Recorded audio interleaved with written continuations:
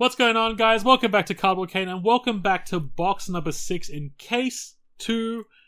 This case hasn't provided many SIRs, but if you have watched the past few videos, and if you haven't, I suggested you do, I implore you that you do, they have been showing us quite a massive hit spread of not so much massive chase cards like all the alt arts and everything, but a constant hit rate of the cards that are very highly competitive.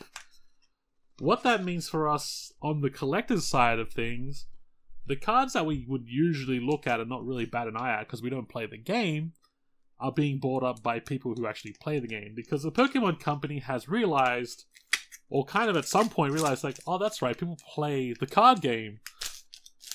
So we actually need to put cards in there that actually are good, because there was quite a while there, and it happened through Sword and Shield as well, where a lot of the sets they came out and the competitors didn't look at them. The competitors were, like, not interested, because there was nothing really good in them. There was nothing there to really write home about. There wasn't anything there for them to go like, oh yeah, I'm going to change my deck up or anything like that. I think the only, like, in Sword and Shield, the only one that really shook up the competitor scene was when Lugia popped out in Silver Tempest. And a lot of people jumped on Silver Tempest because of Lugia. And then going to Scarlet Violet, not really much happened, and Obsidian Flames happened. And the shift to Charizard started happening. But not so much until people started using their noggin and started coming up with all the decks using Pidgeot and all that kind of stuff. Fast forward past a few things, and you get to Paradox Rift, and it's like introduced quite a few different playstyles. It's amped up a lot of previous decks to be far more effective. And then you go into Temporal, and that's made it even more. Like, there's actually if you're a competitor and you're going out there and you're playing the game, you're seeing a lot more deck types. It's not just one or two decks. Go into Twilight Masquerade, it's the same thing again. It's introduced so many more playstyles, and so many more decks are coming back because of it, which is great. So it's not so stale. But as a collector, that means, for example, like the old Dragapult EX Terra. Usually that wouldn't be a card that, you know, in a sense of like, we're like, oh, I'm missing this card. You can't script that. You can't script that. That's, that's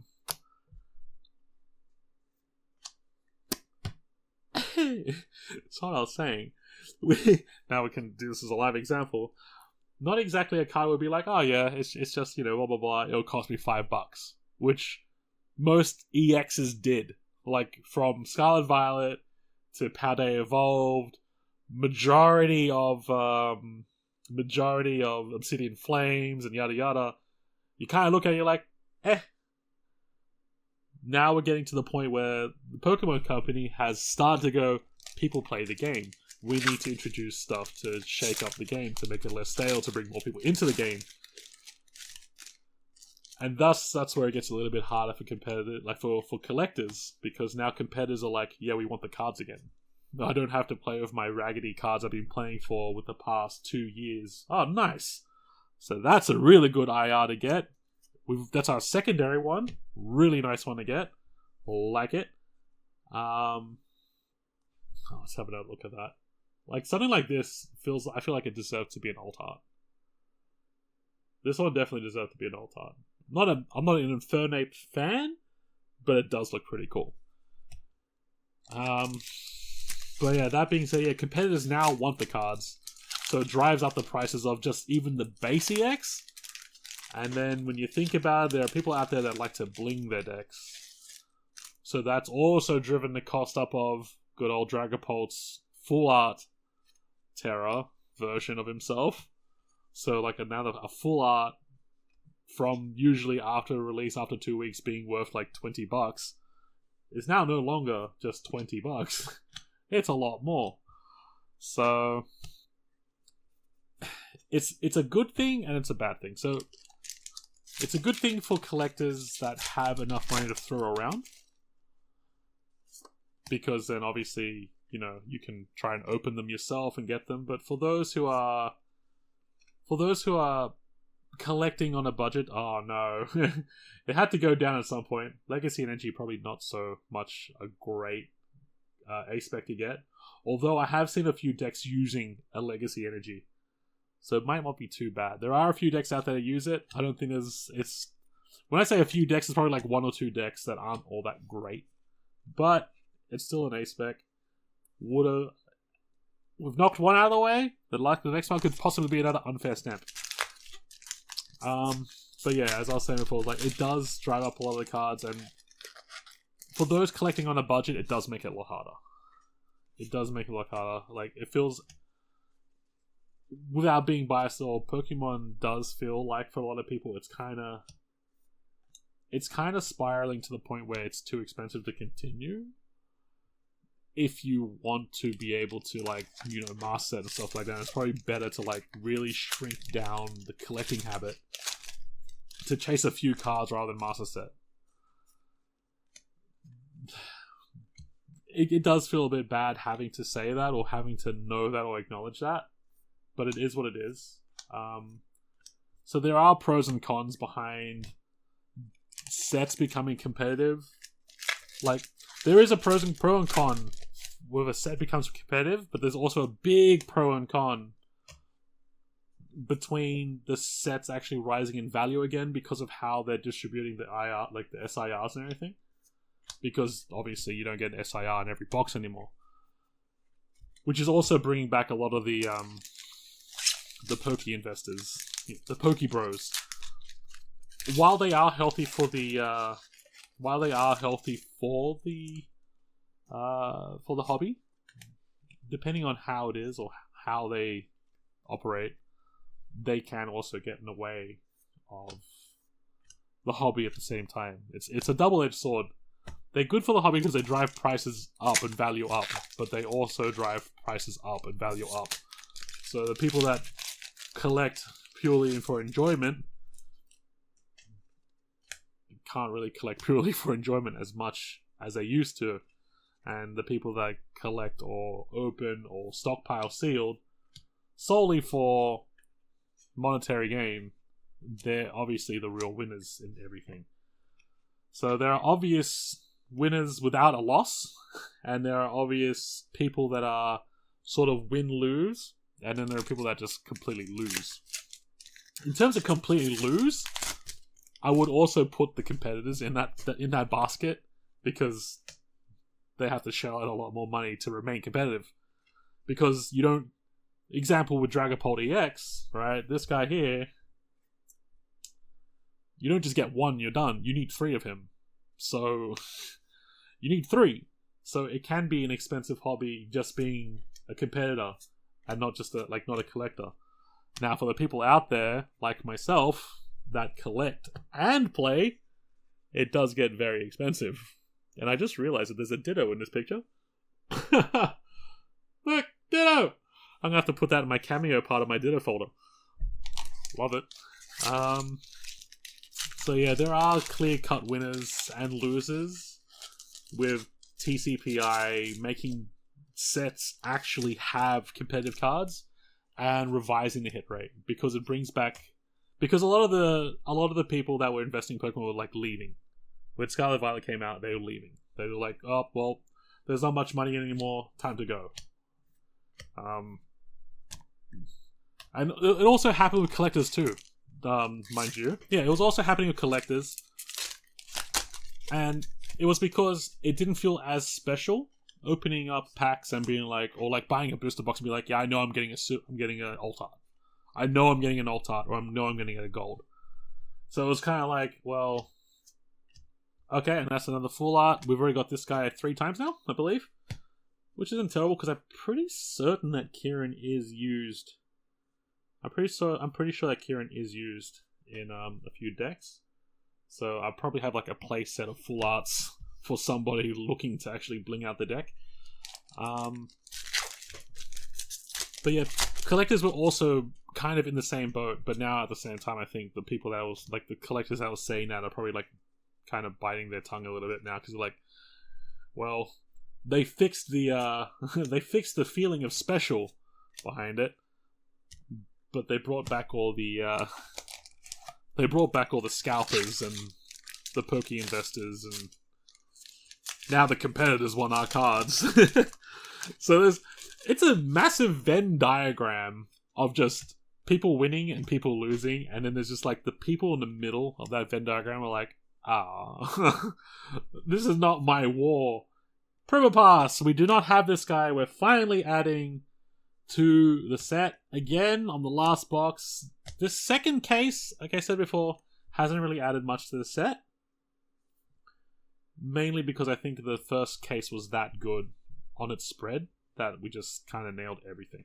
But so far, this box already: Infernape, Dragapult, Kieran, something for the set. It's already almost it's almost like me paying the box back already. So this case in itself has been pretty. It almost feels like if I'm able to move all this relatively quickly, then this case barely cost anything, which is kind of great. And we got a Raphael Ogerpon. Unfortunately, not something that'll probably move all that much. But this case itself has paid for itself. And again, as previously mentioned, this channel's not about how much money you can make, but just more. And that was also the last packet on the left-hand side. We're moving to the right-hand side now. This channel's more about enjoying it, strategies on how you can enjoy it more, and if you can fund yourself for future sets, then so be it. Which is why I try to point out the competitive cards and all that kind of stuff as we go along in the first few videos of these series, so that you can kind of put them aside, head down to your local card game store, head out like to TCG events and all that kind of stuff, and you'll be able to sell them and trade them off to the competitive place and all that kind of stuff, because they go to pre-releases and all that kind of stuff. They open the only packs that they usually, and this is the usual competitor. This is the true blue usual competitor. They only pretty much open the packets they get from their winnings. They don't really go and buy booster boxes upon booster boxes or cases upon cases and all that kind of stuff. And it's more than likely there where you'll be able to finish off your sets by just trading away your competitive bulk and all that kind of stuff. So I highly recommend that if you do want to make your money back, or make some of the money back and putting towards more sets or more of the set, definitely head towards your TCG locals. Check back in the last couple of videos. I'll also put down some of the cards. I think I'll make sure that like all the videos in this series has. Oh, that one's really scratched. I hope that's not a hit. I don't know if you can see. Oh yeah, you can see it. Let's just flip it. Okay, good. Just a Palisand. Oh, okay. And then Puccina and Tinglu.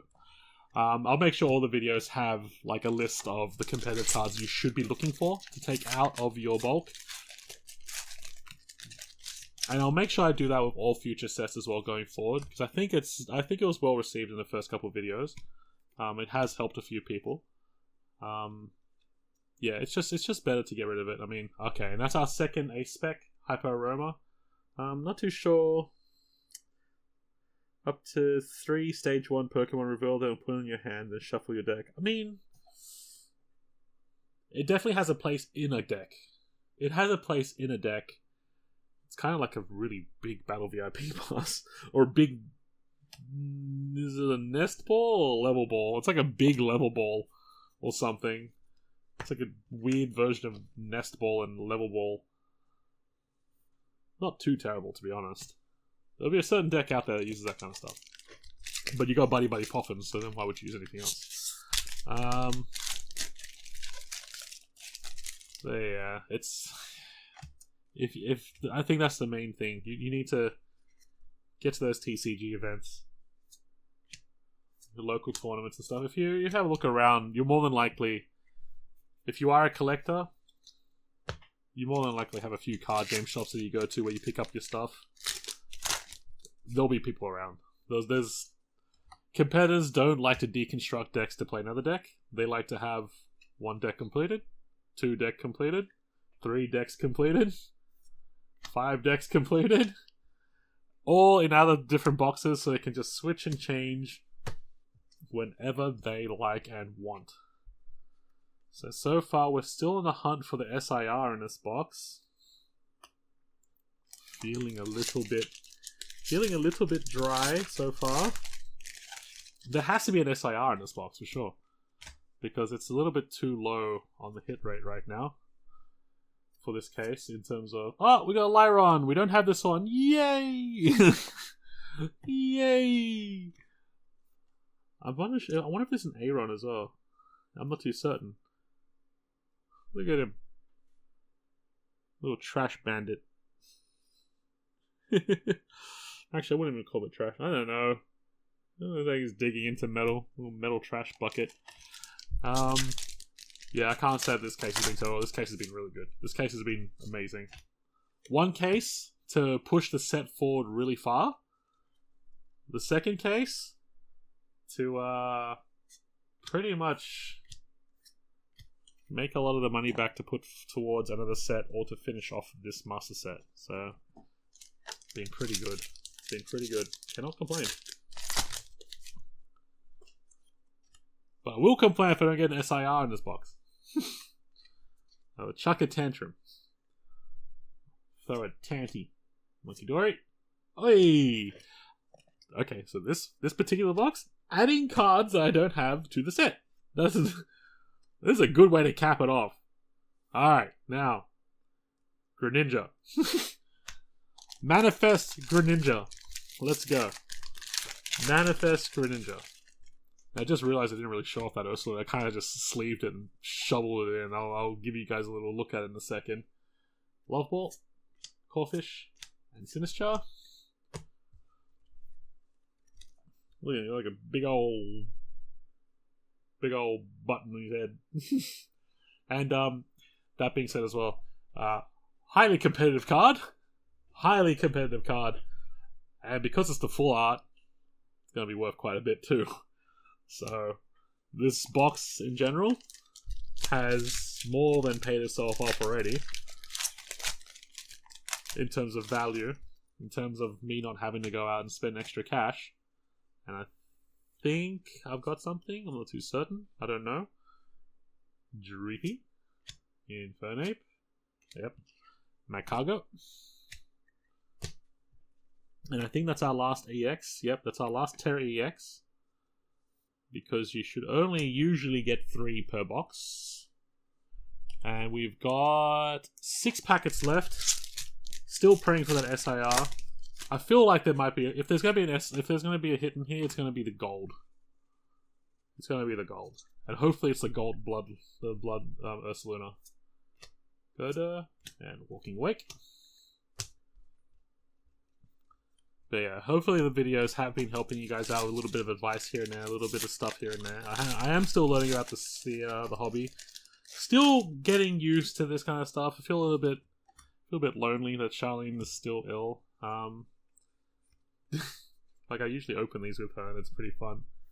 And with Tony not buying into the last couple of sets, also a little bit lonely because he's not here opening, but he will be here en masse when it comes to the next set. So I'm pretty sure he's doing Shrouded Fables. I know he's doing the Dragon one. I'm pretty sure he's doing Shrouded Fables. He'll probably tell me soon that, oh yeah, I went and bought like the entire shop or something. Bug catching set, Sea King, and Pheasantipity. Oh, we've got 3 packets left. Where's that SIR? 1, 2, 3, 4, 5, 6, 7, 8, 9, 10, 11, 12. So there's one more hit in here. One more hit in here, minimum. 2 maximum. And how many IRs do we have? We have 3 IRs, so we're not going to get an IR. We're probably going to get another full art. Ooh. Ooh. 2 packets. So how many SIRs are we getting this set? We got the Lanas, we got the Kieran. I think that's it. There's no way there's a 2-hit box. 2-hit box? No way. That's really low. It's really low. Kilowattrel. Torkoal. Monkey Dory. Uh-oh. Are you doing this to me, Pokemon? Is this absolute last pack magic?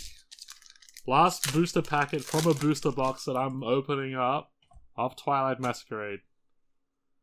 I don't think there's anything in here.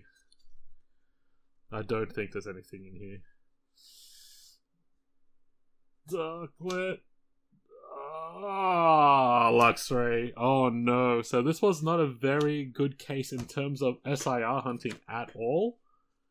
It's added a few things to the set, but mostly we get a lot of the value out of it with like a ton of Dragapults and a ton of Ursalunas and all that kind of stuff. So not terrible by any means. It just means that I have a lot of SIR hunting to do. I have a lot of SIR hunting to do, and hopefully it's not too painful. It more than likely will be. So just to recap for the last box of this case series, we've got Luxray, Makago, the Blood Moon Ursaluna EX, Ogerpon, Lyron, Palafin EX, Hyper Aroma, Blissey EX, Legacy Energy, Infernape, Probopass, Kieran Full Art, and another big hitter, Dragapult EX. So, again, in terms of value, I would rate this case very highly. In terms of chase value, like in terms of like chase, it's a solid 2 out of 10 for me. But in terms of value, I would say probably a 9 out of 10. Case 1 was amazing, which is probably why we started high and then we went low. But overall, not a bad one. I'm sure that we'll finish the set. Hopefully we don't finish it like too late before the next set comes out. And I'm usually by that point I'm just waiting for like the GameStop promos and all that kind of stuff to release the video. So keep in mind, it will be coming out soon enough. You guys take it easy. I hope you enjoyed this series. Unfortunately, Charlene wasn't here. She'll be joining me in the next one for sure. You guys take it easy, and I'll catch you in the next one.